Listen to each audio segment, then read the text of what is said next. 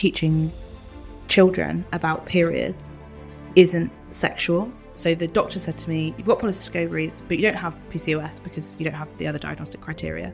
Okay. So are you happy with that? And I was like, I was like, well, no. And also that doesn't explain the pain. She said, we think you now need to have psychiatric support. That is disgusting. That's heartbreaking. The more familiar you are with your cycle and the more familiar you are with your body, the better you will recognise any abnormalities for you. She said, well, don't you think you should be at a sexual health clinic and not wasting any time? More than half of people will have a labia minora that protrudes outside of the labia majora. That is so normal. Because the only conversations or things that I heard about it were basically revolving around sex or pleasure. Yeah. I've had so many doctors look at my vagina and they don't give a shit.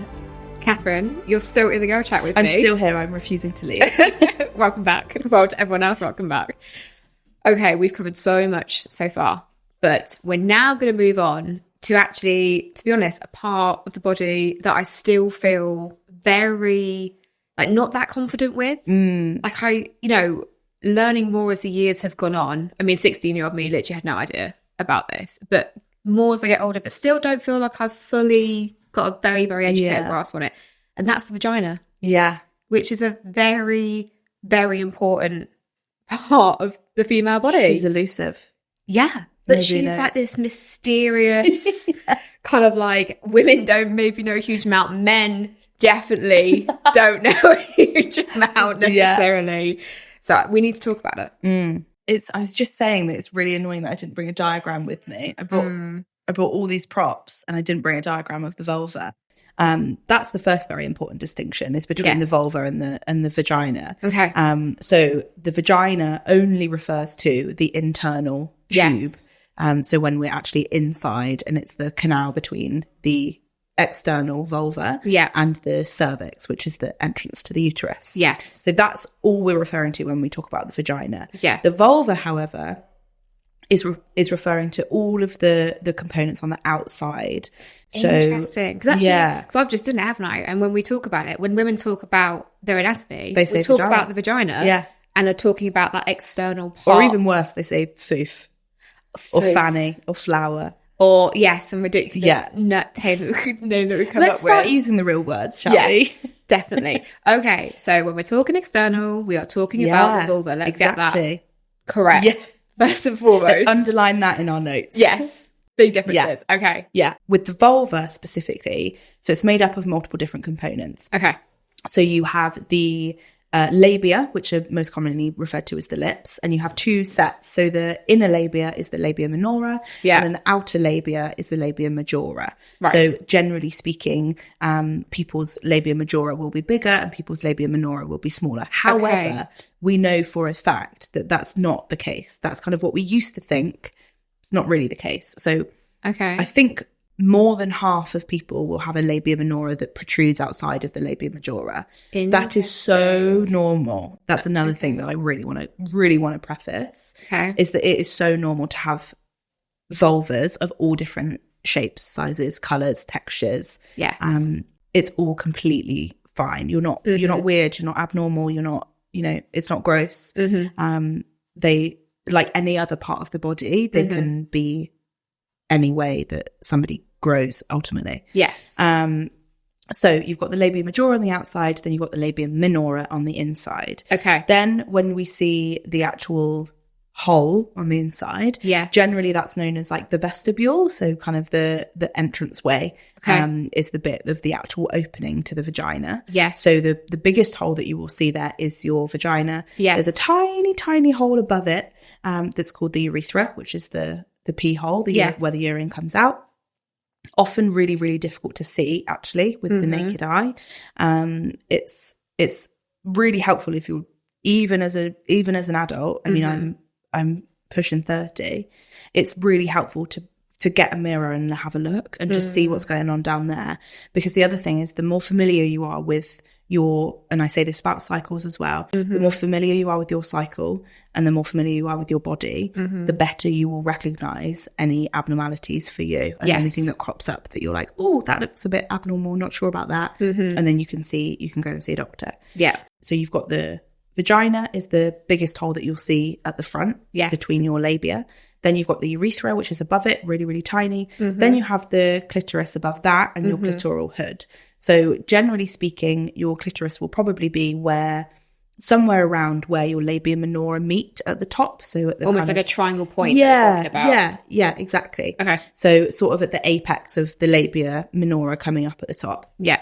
And it has a little hood over the top that literally looks like one of the traitors. And then underneath there is the clitoris. Okay. Now, interestingly, we haven't known this for very long. It's only in kind of medical research terms, but that bit of the clitoris you see on the outside is only a really small proportion of the clitoris as an organ, as a part of the body. Wow. So it extends into internally, and you've got what are known as bulbs. So they're kind of the bigger parts of the clitoris that spread either side of the labia. Okay, this is internally. Internally, exactly. Yeah. And a lot of that. So moving into kind of sex ed territory now, but I think we're starting to believe that a lot of the stimulation internally is still stimulating the clitoris. It's just stimulating the internal parts of the clitoris, not the external. Interesting. Yeah. Okay. So that's really, really veered off into sex ed territory there. But yeah, that's the clitoris. So the bit on the outside is only a very, very small percentage of the rest of the clit. Wow. Okay. And in terms of, we talked about they can look lots of different colours, textures. Yeah. Every woman is very independent. There's no textbook, this is what you should look like, either to be aesthetically pleasing or to be, quotation, normal. Yeah. But obviously different things can happen if there's any kind of pathologies or maybe disease there. Are there any red flags or things that should be of concern if you are kind of, after this, hopefully getting there and getting to know what you look like and what is normal for you? Yeah, again, not a doctor. Do want to clarify that. But ultimately, any sort of lumps sometimes the skin down there can be a bit lumpy. Yeah. But lumps that are in there, similar to if you're checking your breasts for lumps, any sort of lumps, kind of browning and things like that, that's really, really normal. So when you see a different shade of your skin in the various folds and across the labia, that's absolutely normal. But any drastic changes in the way that you're seeing your vulva is probably the key thing. And it's tricky because it's hard to say this is normal, this isn't, because that will vary from person to person. So if you're familiar with what you look like down there, any drastic changes that you see are worth talking to somebody. And I imagine, again, it's kind of using that gut instinct and trusting yourself. Again, any kind of pain, I imagine. So if you start to become very uncomfortable down there, if it's uncomfortable to sit, or during any kind of like sexual pleasure or during intercourse, we know obviously that painful intercourse is massive for endometriosis and edemosis, but obviously a lot of other conditions can be associated with both vulva and vaginal pain as well. Yeah, 100%. And things like vaginismus as well, that's a big one. So that's when it's painful, kind of any sort of insertion or touching in that area is painful. And there's not necessarily any kind of physiological reason or indication of what's causing that. So yeah, definitely anything that you're noticing, if there's any significant changes in the way that it's feeling or the way that it's looking, it's always worth getting checked by a doctor. And they don't care, I promise you, doctors do not care. I've had so many doctors look at my vagina and they don't give a shit. Oh my god, it's that when you have it done enough times. I mean, I started at 18, which is obviously a bit younger than the classic smear test. But by the time you've done it a few times, you just think, oh, what the hell? Like, I think I was 15 when I had my first internal scan. That is scan, but examination. That is young. It's traumatizing. It's really traumatizing. Yeah. But I'm so numb to it now. Yeah. And you do get used to it, and it does become something that the first time is always the hardest, is always the worst, because it is something brand new, especially at 15. Like, that's no age to have I say it's traumatizing. Please go to the doctor if you have anything wrong. Yes. But it's something that, it's best to be aware of the autonomy that you have and able to advocate for yourself, and be aware that, you can ask them to stop at any time. You can have somebody with you. You can put headphones on and listen to music if you want to. You know, there's all sorts that you can do to make that experience much less awful. As I say, you can't say more enjoyable or pleasurable, yeah, can much you? more enjoyable. No. I have a question for you. Please. I love that we're talking about this because the vulva, the vagina, that whole anatomy, we don't talk about it. You've mentioned the word stigma, definitely applies in this circumstance. Yeah. How do you think we can or we need to get more women talking about the vulva? Because I know that I've never had a chat with a female friend about it. I've never talked to any of the women in my life openly about that kind of stuff, even with the work that I do now. So how do you think we can do that? It starts with working on eradicating that stigma and eradicating that shame. It has to start right at the root. I think the education piece is massive, and the more people are aware that it's just a body part and it's just something that we talk about, the more able we are to talk about it in everyday conversation. I think I remember having a conversation when I first started really being very vocal about periods and talking about periods in my day-to-day life. And a friend, you know, I'd have female friends that would be like, I don't really want to hear about that. Like, we don't need to know about that. Like, keep it to yourself kind of thing. And I'd be like, but why? It's a huge part of my life. You know, it impacts me massively, regardless of how it impacts you. But it impacts me hugely. I'm going to talk about it. I'm not going to not talk about it because it makes you uncomfortable. So I say just try it out. I mean, I talk about it all the time. And I have no qualms making other people a little bit squirmy because I'm talking about periods or vaginas or vulvas, because it's just another element and another part of our bodies. And when it comes to the more stigmatized it is and the more shame we feel and the more silenced we are, like I said earlier, the less likely we are to go to the doctor. And if we're able to kind of bridge that gap with our friends and just be like, hey, I've got this like thing, or what do you think about this, or how are you experiencing this? It broadens so many horizons. Like, if I'd have been able to, as a teenager, have conversations with people and be like, do you like throw up when you're on your period, or like do you kind of sometimes see stars or whatever? And they'd be like, no. Imagine how much sooner I'd have gone to the doctor. And I just think the same thing is true for vulvas, but it's even worse when it comes to vulvas and that part of the body than talking about periods, because of the inherent shame that we feel about them, when it's no different to an elbow or a nose. And just as we've been talking, it's got me thinking as well of, it might sound really strange to say, but I think you'll probably get what I mean as I say it. But when it comes to that part of our body, the vulva, the vagina, but especially the vulva and that part of anatomy, I certainly think, just in my own experience, since being that kind of late teenager, like 16 years old, kind of that sex ed in sixth form type time, thinking that I felt very, very disconnected, or have always really felt very disconnected from that part of my body. And it's almost like there is ownership because that is my body and that is a part of me, but also feeling like it's almost not mine, because the only conversations or things I heard about it were basically revolving around sex or pleasure. As we got older, you know, going to university and explore and having relationships and having male friends as well, the conversations that I've only really had or heard about or comments about the vulva is about sexual pleasure, is about being intimate with someone, it's about different sexual acts, you know, whatever it might be, whether talking to girlfriends or male friends or whatever. It's never been in like an educational, like, this is a part of your body. You need to understand what the vulva looks like, what it does, why you've got the different parts of it, what the purpose is of that.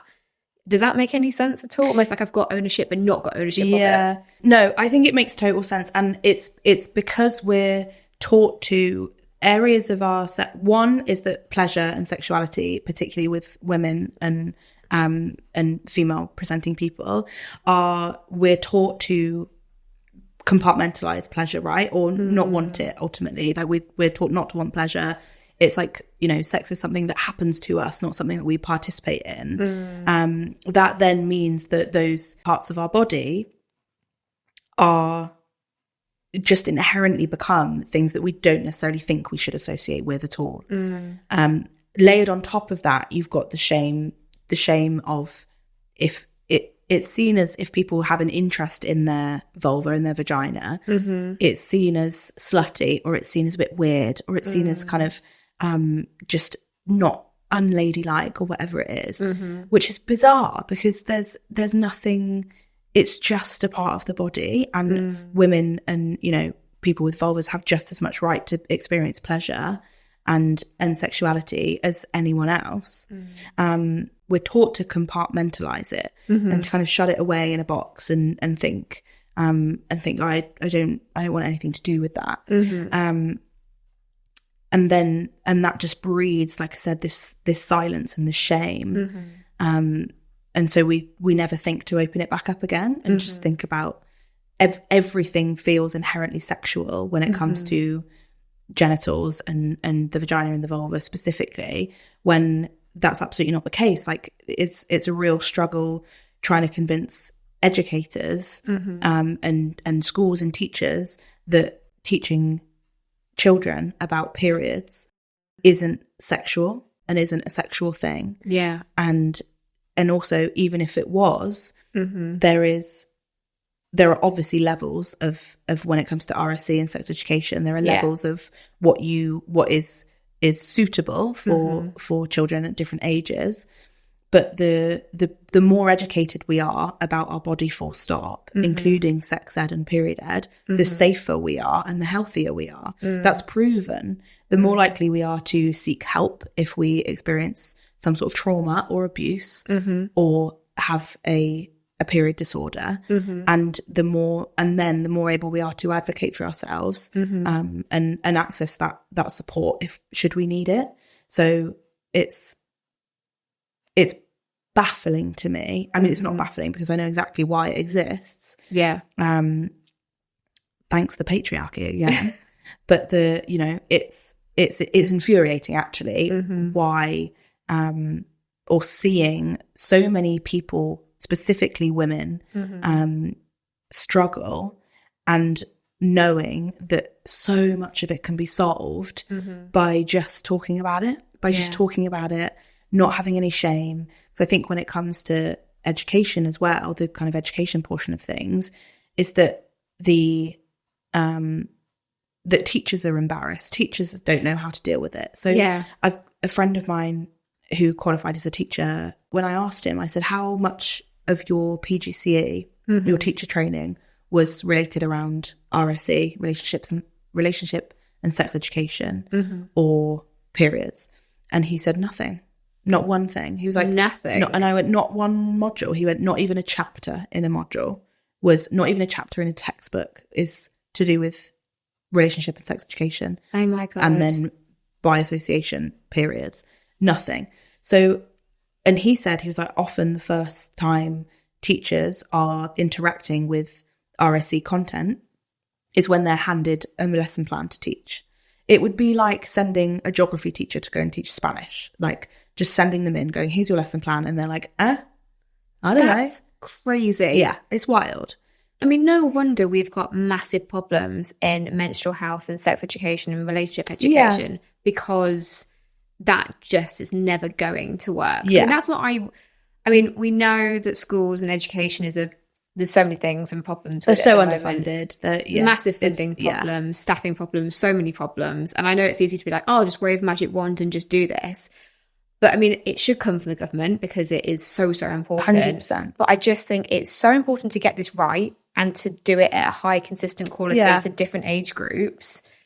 If you're not going to either train teachers in it when they're going through their training and they've got the knowledge and they're doing modules or chapters on it, either do that and do it well so they've got the knowledge before they walk into a school environment. Yeah. Or if you're not going to do that, then you need to have companies or third parties. You need to outsource. Exactly. That you're going to send in that are damn good at educating this and know how to do it. Yeah. And there are phenomenal educators, sex educators, menstrual educators that work with schools to do that. Yeah. But a lot of schools don't have the money to do that. Yeah. And I totally empathize with the school system and the education system, because it is for want of a better word, fucked, and they don't have the resources or the funding available to do it in the best ways that sometimes they often want to do. Yeah. But at the very least, you need to adopt an environment for them, or help them get to a point where they are at least comfortable talking about this stuff. Fine, if you absolutely need to, it's definitely not where we should be. But if we are going to settle for the moment at handing a random teacher a sex ed kind of lesson plan, and going, off you go, they cannot hold any shame or stigma within themselves and lack confidence in those rooms, in those conversations, because kids aren't stupid. No. Kids aren't idiots, and they will pick up on the shame that teacher is presenting. They'll make an absolute beeline for them. But also, if they are watching a teacher be unconfident talking about periods or sex or parts of the body, or they are sensing shame and stigma in that room, they will learn that. Yeah. If that's where they are learning about those things and they are seeing shame and sensing shame, they are then going to internalize shame. So if we aren't able at this moment, which we absolutely should, but if we aren't able to properly train teachers to teach relationship and sex education, and we aren't able to bring in external companies and organizations to run it, which is gold standard, that's what we should be doing, then we at the very least, bare minimum, need to recognize that cannot be, there's no room for any shame or lack of confidence in that space. It's fine to acknowledge that you don't know something. If a kid has a question and you're like, oh, I actually don't know the answer to that, let's find out together. Fine. But you cannot be embarrassed. You cannot use stigmatized language. You cannot, laugh and snigger and brush off conversations if someone has a really vulnerable, authentic ask. It has to be so grounded and so, so present, and it's just not. They just have nothing. They have no support for it. Yeah. And you have to have, especially to get older into secondary school, I'm thinking about, I do remember our sex ed in secondary school, not the content, but the feeling, which I think probably speaks volumes to what you just described. All I remember is the feeling and the atmosphere in that classroom. No idea what we talked about. Yeah. But if you don't have the confidence to walk into that room as the teacher and be a leader in that room and have that room under control and to be able to create the right environment, we were split up into different genders, which I absolutely hate. I mean, I think that's we need to be, you might want to do some separation, but you need to do mixing as well. Is that I remember coming out of the classroom after our female only sex ed, and the boys were literally in the classroom opposite us, and we could see all glass. And it was a female teacher in there, God love her. And the lads were just, feet upon the chairs, laughing, sniggering, throwing stuff at each other over the classroom. And as they walked out, you could just hear the comments. And I just thought, that was such an opportunity. But all it did was get 16-year-old lads talking about what they see as the funniest, most outrageous, different sexual acts that can be done, or, and it's just lads being 16-year-old lads. But there was an opportunity there. 100%. And it was completely missed. Yeah. I actually had I said earlier, and I stand by it, if you don't remember your sex education, it wasn't good enough. If you don't remember your period education, it wasn't good enough. Because these are skills and learnings that we are supposed to take through our entire adult lives. If you don't remember it, it was poor. It was bad. It wasn't sufficient. So whereas with my period talk, I think I remember at primary school we had the period and puberty chat, and again you were split up into boys and girls, and like I said, I left that conversation thinking that you only have a period once, and thinking that you have it once, you go through puberty, you have a period, and then you have one period and that's it, and you're done for the rest of your life. What a sweet life that would be. Oh, if only. Yeah. But my sex ed at secondary school, I actually do remember, I don't know how often we had sex ed or whether it was even ever more than once, because that's another thing. It has to be something that's recurring. But I do remember, and I really rate this teacher for this, the teacher that ran our sex ed session was brilliant. And he sat down, he stood at the front of the class at the beginning of that lesson, and he said, right, we are going to have 5 minutes where we're going to laugh about this, where it's fine to laugh, it's fine to get it out, let's just laugh about it. Tell me silly names for penis and vagina and boobs and whatever. Tell me like silly stuff. We're going to put it all on the board and we're going to have a bit of a laugh. We're just going to laugh at it, get it out. And so we did, and people were saying silly words like cock and, you know, all that stuff. And he wrote them on the board. Everybody was laughing, ha ha ha. And then he went, once I wipe that off, there's no more laughing in here. Like this is serious. Like once that's gone, we're not laughing anymore. Like you can get your laughing out now and then it's over. And he did, and he wiped it off, and there was not a single, the second there was a snigger in that classroom after that, they were out. He was like, no, you're gone. He was very much like, I'm going to talk to you as an adult. I expect you to respond, to kind of respect this conversation and this topic as adults. I thought it was, that's actually the main thing I remember about that sex ed lesson. Okay. I do remember other stuff, but that was one thing that stayed with me. I was like, oh, that's a great way to recognize that it's probably going to feel funny, and actually that's okay for where those kids are at that point in their life. But he's gonna go, okay, get it out, let's get it out now, and then you're done, that's it, no more. And to raise the expectations, to say, I'm going to treat you as an adult, I'm going to meet you here, the expectation is that you come and meet me here. Yeah, this is an adult conversation we'll be having with adult topics that are important.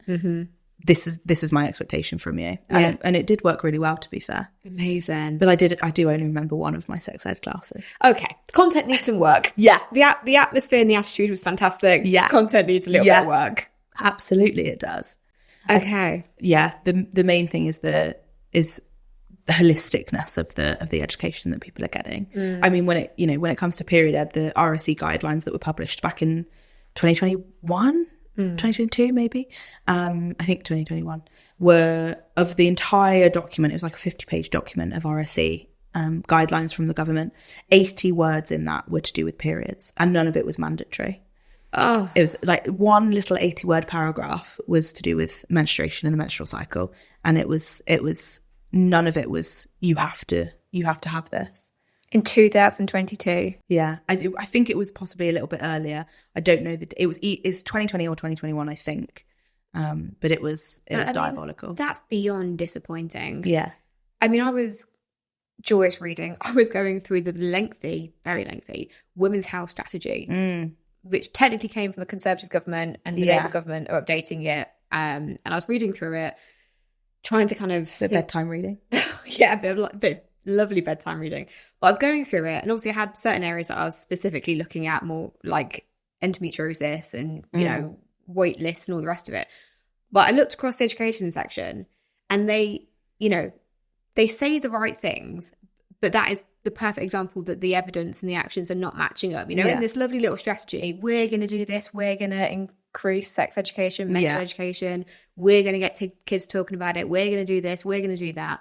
Well, you've just written a bunch of guidelines that don't make anything mandatory or enforce anything to do with talking about menstrual health or periods. So that's two things that literally don't match up at all. And words, that's what drives me insane about anything to do with government and policy. Words are so cheap. Yeah. Words it's so easy for them. It's so easy for them to say we're going to do X, Y, and Z, and they rarely do. Yeah. They rarely even try.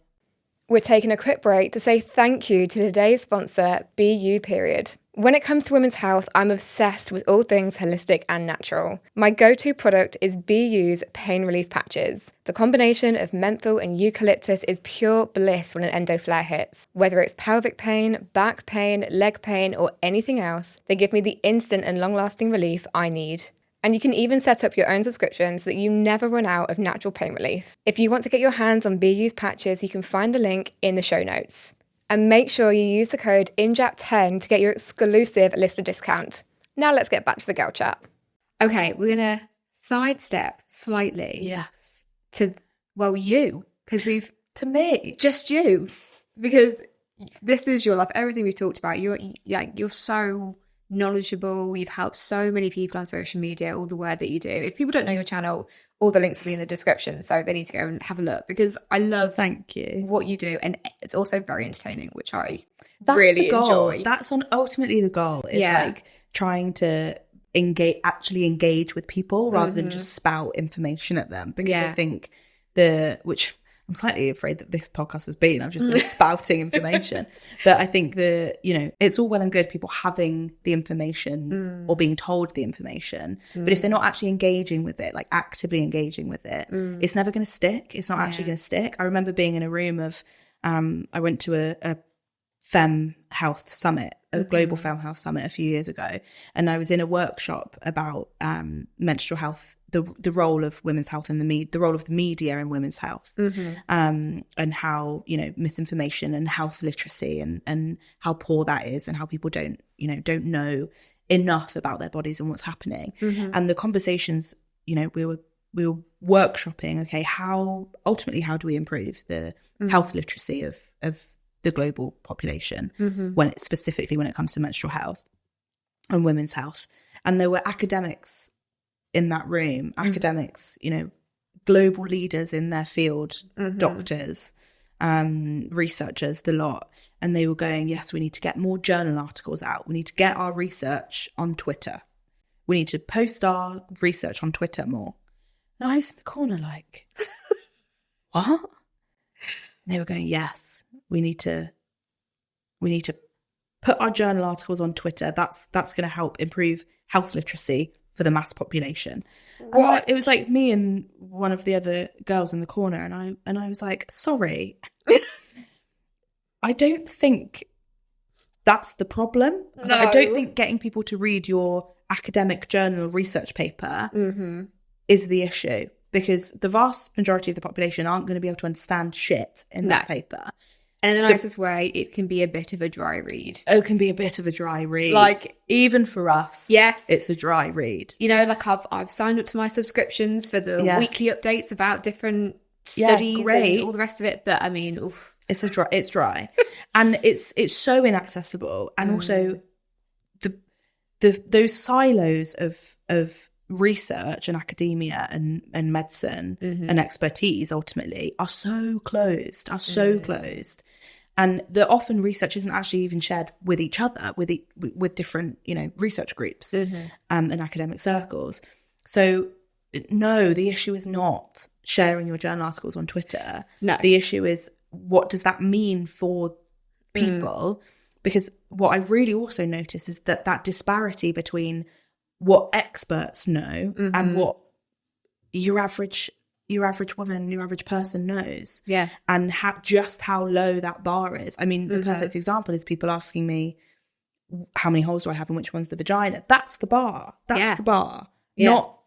Not journal articles. That's not the bar. So from what you've told me, you do have PCOS. I do. Polycystic Ovarian Syndrome. But you spent a very long time thinking that you just had polycystic ovaries, but not Polycystic Ovarian Syndrome. Yeah. So I've had issues with my period since I was about 14. They put me on the pill when I was 14 because my period, had my first charming internal vaginal exam when I was about 15. God. And then I went on the implant when I was a teenager, which worked really well for me. I had 2 lots of the implant, which I got on really well with, and I didn't have periods for a long time. Okay. So I was like, sweet, easy ride. But then I started to get the pain again and like really light periods, but not a proper period.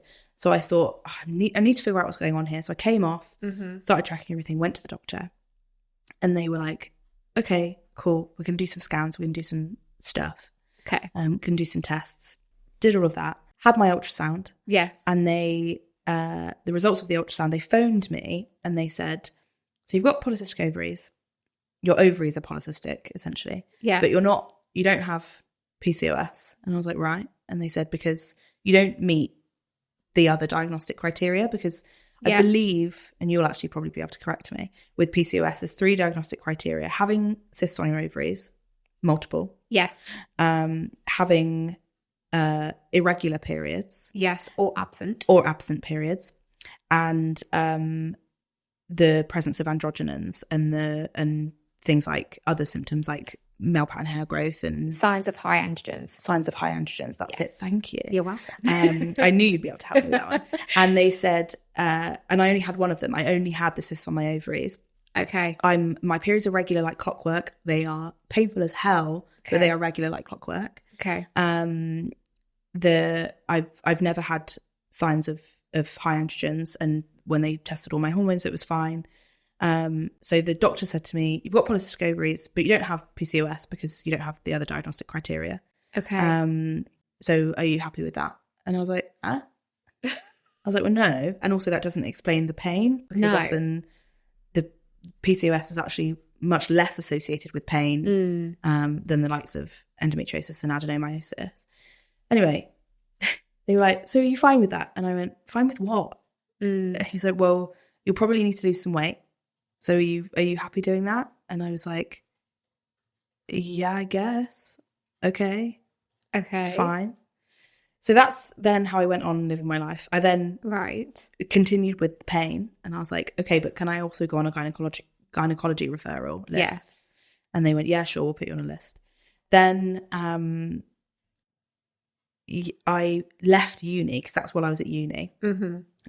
Finished uni, moved back home, went back to the doctor to be like, "Great, just so you know, I'm on the waiting list for a gynecology referral. So at what point will that kind of crop up?" And they went, "No, you have to do everything again." I said, "Huh? No. What do you mean?" Moved. And they said, "Well, because you've moved surgeries." Yeah. And I said, "What do you mean? Do you not have all of the access to all of the documents and results?" They went, "You have to do everything again." Oh my God. So I went right back to the beginning, and I had to do all of the tracking for a couple of months, share that with them. I had to do I had to go on the wait list for a scan, and have all my bloods done again. Then they were like, "Okay, yeah, we'll put you back on the waiting list." Funny enough, when I had my ultrasound scan the second time, they went, "You've got polycystic ovaries." And I went, "Yeah, I know." I know. Shit, I've done this before. Yeah. And then I got back on the wait list, and I was like, "Fine, great." So at this point, all I'm aware of is that I have polycystic ovaries, but not PCOS, and hellish periods. And then I finally got to my gynecology referral, and I happened to, in the same week, I had my gynecology referral for pretty much an identical thing to one of my colleagues that I worked with. She had hers in a different NHS district. Okay. So I had mine in one district. She was actually in the district next door at a different hospital. Okay. Same week. I had mine, and she examined me. She spoke, we chatted, blah, blah, blah. Did all the things that happen in a gynecology referral. And then she said, "Yeah, it's probably likely that you have underlying endometriosis, but the only way to officially diagnose you is with a laparoscopy, and we're not going to do that." And I was like, "Why? Why aren't you going to do that?" And she was like, "Well, you are exploring contraceptive options anyway," because at the time I'd been off the implant for a really long time. And I was thinking about going back on a contraceptive. And she went, "Well, you're reconsidering contraception anyway, so you should just go on the hormonal coil." And I was like, "Oh, okay." Bizarre. I hadn't done a huge amount of like advocacy work at that point. Yes. Whereas I should have been like, "No, I want to know for sure." Well, we're not going to use the word should, because that was not your job, was it? Such a good point. We're not going to use the word should. No. Because you are the expert on your body, but you're not technically the expert in the room. That responsibility lies with that gynecologist. Yes. They have had the training, if what little, depending on when they trained, if they'd be BSGE accredited or not, to get further training. Yeah. That responsibility to do the right thing and follow the guidelines was not on your shoulders. No. So you did the best you could with the knowledge you had at the time. I did. And this was also before I did all of this stuff. So it would be a very different situation now. But that shouldn't be the case. You shouldn't be, an advocate and an educator in the menstrual health field to get adequate care. That's for sure. Exactly. Anyway, so went away from that. I was like, okay, whatever. They gave me prescription painkillers. And then, long story short, I didn't go back. I haven't been back since, and I actually need to. Okay. Because then COVID hit. So I felt really, really, and the point about the colleague. Yes. So she had the same appointment, same week, with a different hospital in a different district. Yeah. And they said to her, "Yes, you probably do have underlying endometriosis. We're going to book you in for laparoscopy straight away. Oh my God. And it's going to be excised." Wow. Immediately. They were like, "If we find anything worrying, then we'll get it gone." And she was immediately booked in. And I was like, genuinely within 1 week of each other, the appointments. And the only difference was that we went to different hospitals in different districts. Oh my God. Yeah. And it's a perfect example of how much of a potluck it is. It's the total postcode lottery, whether it's diagnostic laparoscopies, types of surgeons, multidisciplinary teams, endo specialists, fertility. I mean, list goes on and on. Like, it's so fundamental to just have standardization across the board. I mean, let's not even get into the divided nations like Wales and Scotland and Ireland, because, oh my God, it's like a whole... Yeah. It's even worse between England and them. But okay, so that's what happened with that one. And then I just kind of went on living my life. COVID hit, so obviously it wasn't as much of a priority to go back to the doctor to really push. I'd also moved again, so I was like, great, I'm going to have to do it all over again. I've then moved in the last however many years since COVID. I've moved 3-4 more times, so it never feels convenient. It's because I know how long that process is going to take. I know that they're going to go, you've got to do everything all over again now. You've got to do your bloods, you've got to do your scans, then we'll put you on the waiting list. And then once you get to the gynecology referral, they might not even give you a laparoscopy. Oh, I mean, a gynecology appointment after waiting 2 years, I mean, it's just an absolute minefield. I know. Yeah, long story short, I haven't ended up being back, but I did recently, last year, go to the doctor for something else. Okay. And she was looking at my notes. She was brilliant. She's one of the best doctors I've ever had. I wish I could take her with me everywhere. She was amazing. Put her in my pocket. Put her in my fucking pocket. Love her. Anyway, went to the doctor about something else, and we were like discussing it, and she was looking through my chart with clearly a lot of care. She was like properly looking through everything, asking me questions about all of the notes on there and everything. And she went, I can see you've got PCOS. Here we go, circling back to the very first diagnosis I ever got. And she was like, I can see you've got PCOS. And I was like, well, actually, I just have polycystic ovaries. And she was like, huh? What? And I went, well, I only have polycystic ovaries, not the syndrome. And she went, if you have polycystic ovaries, you have PCOS. And I went, what? What do you mean? Like, what do you mean? I was told, and I said, I was told that I didn't have the syndrome because I didn't meet 2 out of 3 of the diagnostic criteria. I only met 1. And she went, sorry to say, that's not true. She went, if you have polycystic ovaries, you have PCOS. And I started crying. I don't know why. It was so, well, I do know why, because I was like, that wasn't even in my mind that day. Like, I've rarely thought about that, kind of that being a thing. And I've gone my whole, how many years was that? Like, maybe 8 years, 6 to 8 years going, people being like, oh, have you got PCOS? And I go, no, I've got polycystic ovaries, but I don't have PCOS because I don't meet the other 2 criteria, or one of the other 2 criteria. That's a lot. It's a shock. Yeah. It's and then she was like, no, that's like, that will be that. Wow. Like, you don't have multiple cysts on your ovaries for no reason, just because you do. I was like, oh, wow. So has anyone ever talked to you about like the future of that? Like, okay, so you have PCOS, that means X, Y, and Z for your life, your lifestyle, whatever decisions, anything like that. Everything that I know about it, which is very little compared to, well, it will be more than the average person because of what I do, but it also will be significantly less than I should know, and certainly significantly less than I imagine you know. But everything I know about it, I've researched myself. I've found out myself through doing this work. Things like the relation to insulin resistance and that element, and what sugars mean, and the likelihood, the risk levels for diabetes and stuff like that. That I know more about. When it comes to, I mean, I don't want kids anyway, so the fertility thing for me isn't thankfully an issue. Okay. But that's just fortunate for me personally, because I don't want children. Yeah. That doesn't mean I should never have been asked, hey, do you want some support with what this might mean? Yes. If at some point you want a family. Yeah. We know you've got PCOS. We should talk to you about fertility preservation and have that conversation. Exactly. Yeah. Yeah. So no, okay. I don't know. I barely know anything about, I certainly don't know as much as I should. And because I say fortunate, because I'm fortunate enough to only have the one that doesn't really impact me, like the symptom essentially that doesn't impact me, other than rupturing a couple of cysts in my time, and that not being great. That's not pleasant. That's not.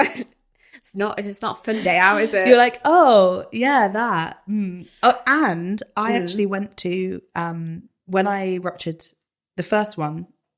I think I've had two, but only one of them I went to A&E for. I was at work when I was at uni, and I worked at the bar, and I'd picked up a barrel in the cellar. And as I went to pick it up, it was like blinding, excruciating, like couldn't see pain. Wow. And I like hobbled to the office, and I was like, I think I need to go to the doctor. I think I need to leave. Didn't quite pass out, but ended up on the floor with my legs on a chair, and then went to the doctor. Or my friend came and picked me up and took me to A&E, and they said the triage nurse that I saw was talking to me about my symptoms and what had gone on, and I was like, and then started asking me about my sexual history. And she said, well, for reasons, she said, well, don't you think you should be at a sexual health clinic and not wasting A&E time? Is this because... I felt awful. Is this because you're gay? No. Well, I actually wasn't... I wasn't out at the time. So... Okay. I know. So she wasn't talking about being in a relationship with another woman? So she was talking about the fact that I had been sleeping with a man without a condom, basically, without protection. And that we, like, weren't exclusive. That was it. Which isn't like... Oh, my God. I know for a fact that's not like the safest thing to do, but also back off. That's so completely inappropriate. Yeah. Talking about stigma, talking about shame. I felt awful. I felt surprised. awful. I was like, oh my God, because I am the last person. Honestly, I would rather go to the pharmacist if my head's on fire than like phone anyone. Yeah. And I felt awful, and I was like, oh my God, this is horrific. Like, I cannot believe I've wasted their time. And then I went in to see the doctor because she was the triage nurse. And I honestly, like, part of me doesn't even blame her, because like it's the NHS is a mess. It is. I think like that doesn't mean it's my fault. That doesn't mean I'm to blame. No. But I understand the need to, you know, make sure that people in A&E need to be in A&E and not somewhere else. Yes. But just the way in which she said it, I was just like, are you joking? Like, are you joking? But it's the delivery. It's the delivery. It was all about the delivery. Are you sure you shouldn't be in the sexual health clinic and not wasting A&E time? And I was like, right. But there's so many ways to ask that question. Like, if your purpose is, bloody hell, it's 12-hour wait per person, there's too many people here, I need to make sure people are here for a good reason. Yeah. There's so many ways to ask that question of, have you spoken to your GP before coming here today? Did you ring 111 and did they advise you to do? Is this an ongoing problem that you know, there's so many questions to ask. Bearing in mind, when that pain came on, I couldn't see. Like, I couldn't see. I imagine stand. You told her your symptoms. Yeah. So the question, I mean, wow. It was a stupid question. I think she suspected it was PID, with pelvic inflammatory disease, right? Which is a severe kind of development of chlamydia, of sexual health, of sexually transmitted diseases. Some of them. Fine. Anyway, when I eventually went in to see the doctor, and he examined me, and he said, at this point, the pain was starting to ease. And he said, I think you've ruptured a cyst, an ovarian cyst. But it's, from what he told me, he said, when they rupture, they will either release fluid or they will release blood. Yes. And if it's blood, they need to operate because it's internal bleeding. Yeah. And if it's fluid, it will just kind of be absorbed by the body. He said, I think because your pain is now subsiding, it's just fluid, and you need to take it easy for the next few days. You know, I think I played rugby at the time, and he was like, don't do any of that. I definitely don't play rugby now, by the way. And also, when I say I played rugby, I mean I went to the socials and training and never played a single game. Anyway, it was a nice excuse to be like, sorry, I can't come to training tonight. He was like, don't do any physical exercise for however long. If it gets worse again, let us know. But yeah, that was that. And then, so those are the instances that my PCOS / it's just polycystic ovaries have impacted me. But because of that, because I don't have other concern, or I find myself not being as kind of as burdened by it, I suppose, it takes a real backseat for me, and I kind of forget about it. Yeah. Other than when I ovulate, and then I'm like, oh, that hurts. And we've spoken a little bit off mic about this of suspected endometriosis. Yes. Which obviously at the time when you had that gynecology appointment many years ago was dismissed, and she definitely did not do the correct thing. But we know that happens across the country every single day, huge amount of times. So that's a question mark for you, I guess. Huge question mark for me. Yeah. Yeah. So I think and like I said, after that appointment, I was a bit like, oh, I've wasted their time. I'll just go on the coil. I didn't. I'm still not. I mean, as you mentioned, I'm gay now, so I don't need it. But so I went, I didn't end up going back. Then COVID hit, I moved loads. So, and now I'm faced with, I'm a bit more settled in where I live, won't be moving for the foreseeable, have joined a doctor close or registered for a doctor close by. And now I'm faced with, okay, I'm a bit more settled now. It's realistic that I have the time, unfortunately, because we know that it takes a really long time. Yes. But I have the time to go back and revisit that as a option or as an eventuality. And I feel so scared to do it. I feel so scared to do it. Not just because I'm so worried that now after all this time I'll end up going, and you must hear this all the time, but I'll end up going and they'll go, there's nothing wrong with you. There's literally nothing wrong with you. Like, I'll get to the point where I've begged and begged and begged, and it's been years, got a gynecology appointment, finally got a laparoscopy, and they go, there's literally nothing wrong with you. Yeah. It's a fear I hear a lot, and it's a very understandable fear. It makes complete sense though. It's when you spend months and years in a system talking to people, a mix of good and bad practitioners, and you're made to feel like you are a nuisance, you are burdening them with your time and your problems, and you are just making trouble, and you're hard work because you keep coming back and you keep asking questions, and your scans tell us that you're perfectly healthy and you won't, the messages are consistently, you are the problem. Yeah. Like, how dare you come and use a service that you pay your taxes for and you have every right as a British citizen to come and use? When you're constantly told that all the time, and you're brave enough to go through the system and go through the loopholes and jump through all the different things you have to do to try and just get one of those basic things, which is help and compassion. Of course you're scared that the end result is going to be someone saying to you, oh, we didn't find anything. Yeah, you're fine. You're absolutely fine. There's nothing wrong with you. Of course you're scared. And even then, that in itself is something that I talk about all the time, especially with people one-on-one. Even if you do get to that diagnostic laparoscopy, I know someone, this has happened to her recently, and my heart breaks for her, and it's been very difficult.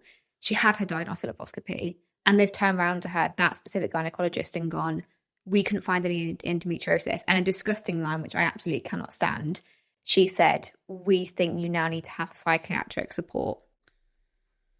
That is disgusting. That's heartbreaking. Yeah.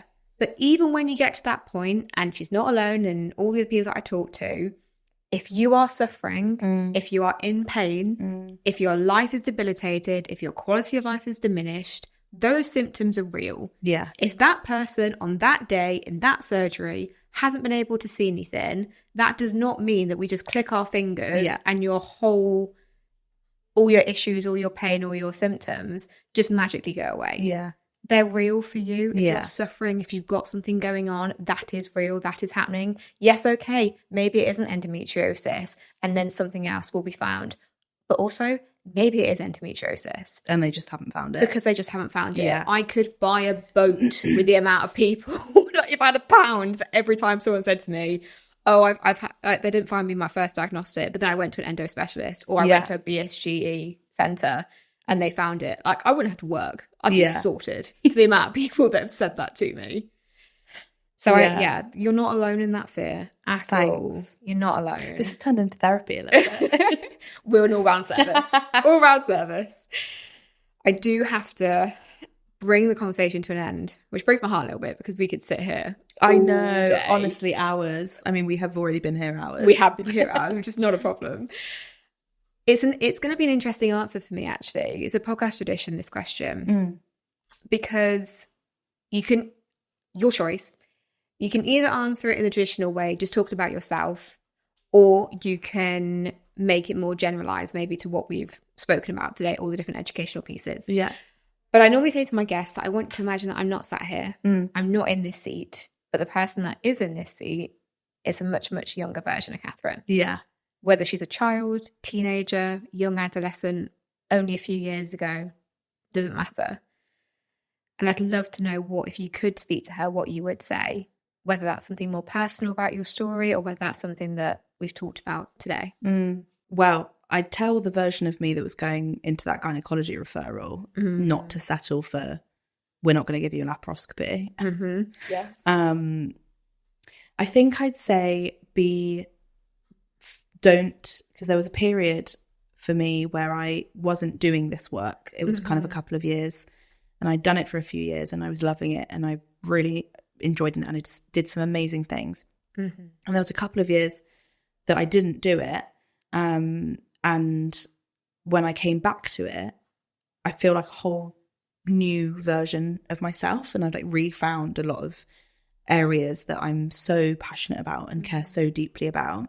So to make it specific to kind of menstrual health and advocacy work in that space, I'd probably just say don't stop doing it. I love where I'm at now, and I love what I'm now bringing. But I think for a little bit I lost it because I got so bogged down with people and so kind of impacted by people telling me that I had no business talking about this because I'm not a doctor and I'm not a clinician and I'm not a researcher. I'm well aware, by the way, of that. I know. And I've never claimed to be one. I research and read everything to impact any of the social content or any of the conversations that I have.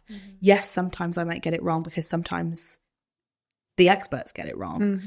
And I'm always welcome for people to be like, hey, that's not actually quite right. And I'll go, great, thank you for telling me. I'll sort that out. I'm under no illusions that I'm a single voice of truth about periods and menstrual health at all. So I think what I'd probably tell my younger self before I stopped doing it is you have a voice. It doesn't have to be the voice of truth, but you have a voice and you're able to connect with people about this topic in a way that not everybody is. And that's why you're doing it. You're not doing it because you're an expert or you have all the answers or you know everything.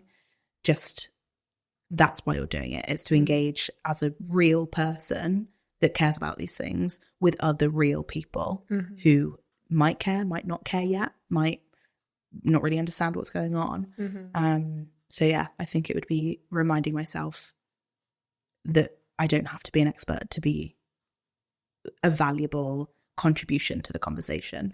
I love that. Really good advice. Really good advice. Thanks. Love that. I'm going to take something away from that as well. I think absolutely. You should. You've been amazing. Absolutely amazing. I feel like I've worked you today because I've just talked at you non-stop and asked so many questions. It's been so nice. It's been so much fun. I've genuinely learned so much. So thank you very much. You're welcome. Thank you for having me. I loved our girl chat this week. Thank you so much for listening. If you enjoyed today's episode, then don't forget to hit the follow button wherever you're listening. To find out more about us or today's guest, then head to the show notes. Until next time, I'm Alexandra, and remember, it's not just a period.